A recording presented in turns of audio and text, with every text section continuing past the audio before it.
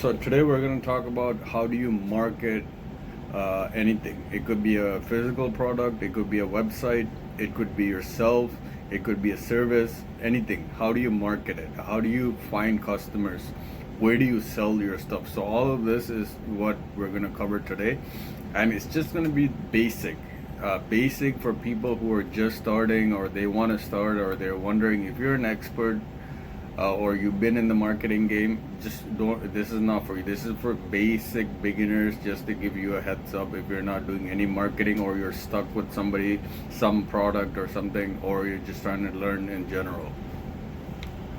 Step one is you have to determine who needs your product and who will buy your product. Some people might need it, but they might not buy it. So for example, if it's kids sunscreen, kids need that, not grown adults. But a kid can't buy it because they wouldn't have the money, so the parents would buy it, the mother most likely, or like a coach, or like a team that's like a soccer team or like a beach volleyball team, something like that. So you will need to determine it, who will need it. So if you're selling like car seats, who would need car seats? Maybe car detailing shops, mechanic shops, similar to that situation, or like a part source where cars they sell car parts or whatever like that, right? So this is like rule number one. Before any type of marketing, you got to kind of do the research and find out who would need your product and who would buy your product. So step two is, once you know who buys your product, you got to kind of figure out where they spend most of their time in, right? So every person has 24 hours, 8 or 10 hours they're sleeping, and then they're up for the rest of the day, right? So for example, if it's kid sunscreen, yeah, we're targeting the kids, but no point of marketing to the kids because they can't purchase the sunscreen. So we have to target to the mothers, right? We determine that. So where will they spend their time? Either in daycare centers, maybe like kids sports team arenas, or at the beach, or I don't know. You have to figure that out, where that buyer, or Instagram or YouTube, where that buyer is specifically spending most of the time in. It doesn't necessarily need to be one specific thing like Instagram only. You could be multiple stuff. You could do Instagram, maybe YouTube, maybe the sports center. So it could be multiple stuff. So you kind of figure out, okay, this is where they're spending their time in. This is the step two. So now is step three. So step one, find who your buyers are. Second is figure out where they spend most of the time.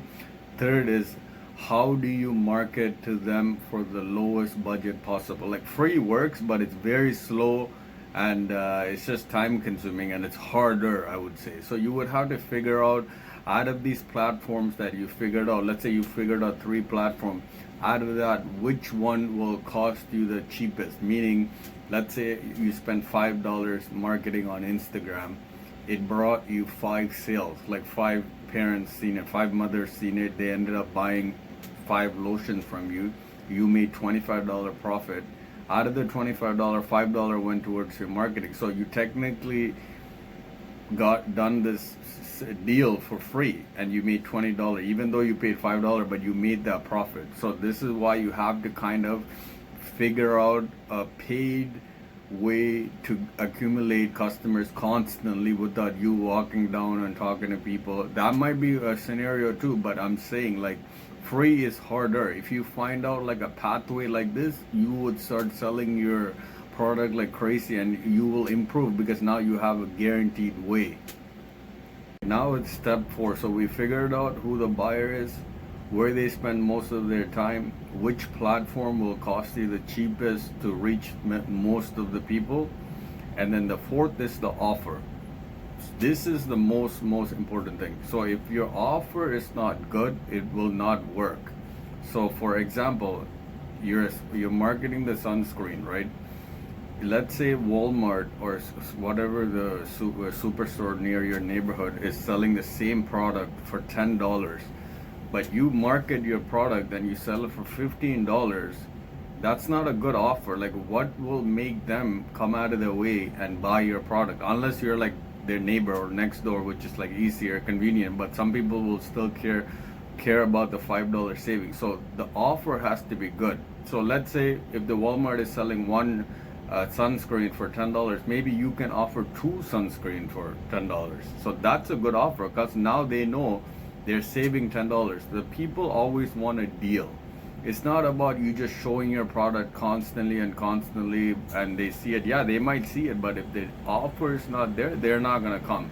So you have to kind of figure out the offer, and majority of the time that product should be cheaper from your store, or you should be selling it cheaper than your competitors. This is very important. Price will matter on the offer, but even if you can't beat their price, add some kind of value to it. Maybe free delivery, or maybe you might give something with it for free, or you might give a better warranty. So this is the fourth step. This is very important. So this is the final step, is customer database, customer retention list. That's what I will call it. So basically now you have the offer. Now your job is, every time you market or you do something relating to the marketing, you have to save that information for the future. This is very mandatory. A lot of people think that they get a great product, they have a great offer, and then set it and forget it. It's not a one-time thing. You have to keep tweaking and working on your marketing strategy on a daily basis. It's like a learning curve. This is where people mess up, because they do away or something and then they just leave it like that, and then they're like, oh, it's not working. It's not like that. You have to keep tweaking. For example, let's say I use that $5 marketing strategy from Instagram to market to 20 people in this area and then I get 5 sales a day. After 2-3 days, when I check the marketing data, it shows that 20 to 30-year-old women are buying this lotion, majority of them. So now I have this information, so I have to save that information onto my database. And then even though those other people that didn't purchase it, I have to save their information too, their age, their ethnicity, where they live, stuff like this, right? So now what I will do is I will use that information and tweak my marketing strategy. So instead of putting, let's say, my age range from 19-year-old to 60-year-old, now I will reduce it from 19 to maybe 50, maybe 40, maybe 30, because now I know 40 to 60, they're not purchasing it. It's 20 to 30-year-olds are purchasing it. So I will narrow it down.